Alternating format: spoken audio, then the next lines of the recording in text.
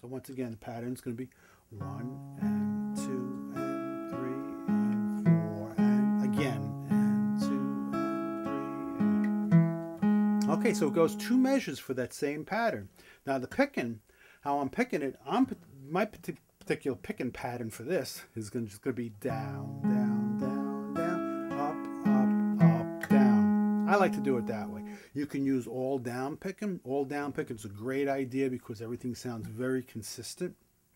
But I like to use some of the alternate picking coming back. Okay, now you can experiment with different types of picking patterns. As long as you have the rhythm right and the pinky's doing that thing, it's going to sound right. Okay, once again, it's going to be 1 and 2 and 3 and 4 and 1 and 2 and 3 and 4 and... All right, now I'm going to go to the next chord. The next chord is going to be called a D sharp minor 7th flat 5. Okay, to get to that chord, right now you're on the 4th fret with the first finger. What I'm going to do is just bring my second finger over to that 6th fret, okay, on the 5th string. That's a D sharp, okay? So I'm going to play that note to start the next chord. Now the pinky, the 7th fret on the 4th string, the 7th fret, the 7th fret on the 4th string. So your second finger is on the 5th string, 6th fret.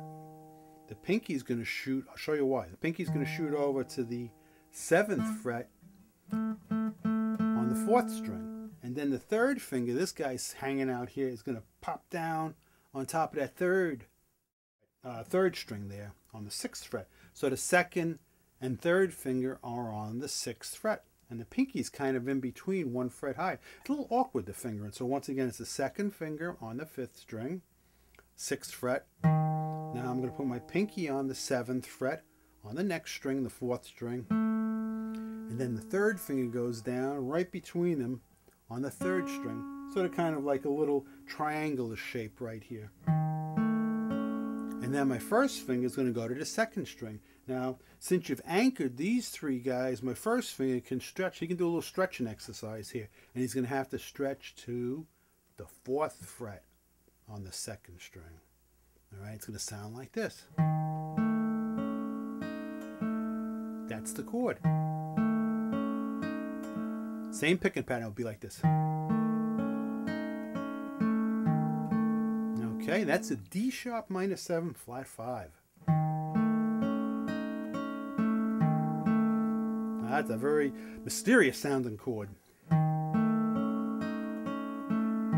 Same picking pattern. Okay, now when you get to that 5th string with the pick, you're going to do the same thing. We're going to bring that pinky over to the 7th fret and play that note. So it's going to be like this. Pinky over. Now after I bring that pinky over, I'm going to go to my first finger on the 4th string, on the 4th fret. Okay, now a lot of students, when they do it, we can get to the pinky, and then the first finger gets confused where to go. How you unconfuse that first finger is you remember that that first finger is going to press down on the next string after the pinky, but it's going to be on the same fret that he was prior to that. When you were on the 2nd string, he's on the 4th fret. So he's just going to come from the 2nd string all the way down to the 4th string, like that. He's not going to change frets. So it'll be like this. The pattern will be like this on the D sharp minor 7 flat 5.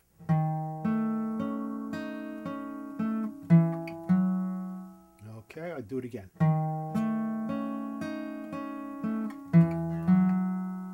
Okay, takes a little work to get to that chord. It's probably one of the more difficult chords to finger in the whole song.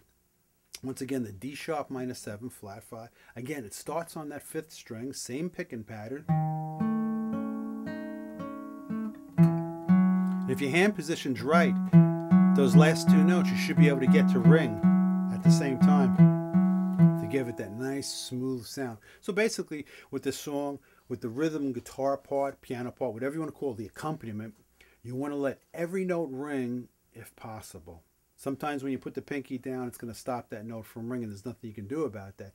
But if 2 notes can ring at the same time, or 3, or even better, 4, let them all ring. It gives it a much smoother legato flow and feel into the whole song, which is what you want to try to achieve. So once again, that from the beginning, I'm going to play it.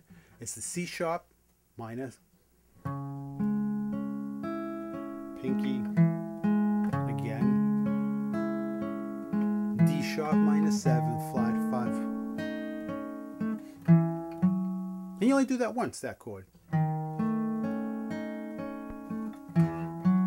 Once again, I'll play it from the beginning. C sharp minor,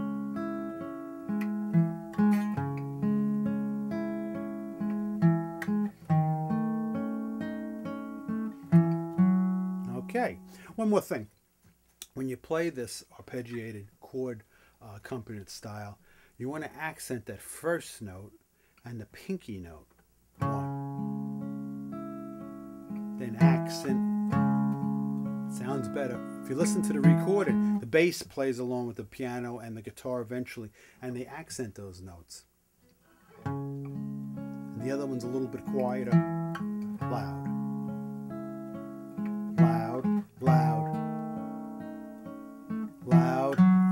Okay, now after that, after the D sharp minor 7 flat 5, that's the third bar. The fourth bar, we're going to go to a G sharp chord. G sharp, big G sharp bar chord, used in a lot of other Beatles songs. Okay? All right, now when we go to this G sharp bar chord, we can bar the whole chord like this, but what we're going to do is we're going to stay with the same picking pattern on the same strings. You're going to go from the 5th string. Even though you're barring all the way to the 6th, the pattern starts from that 5th string. Okay? So, okay? So it's 1 and 2 and 3 and now we jump down to the 6th string. All right, you play that 6th string, then right back to the 4th string.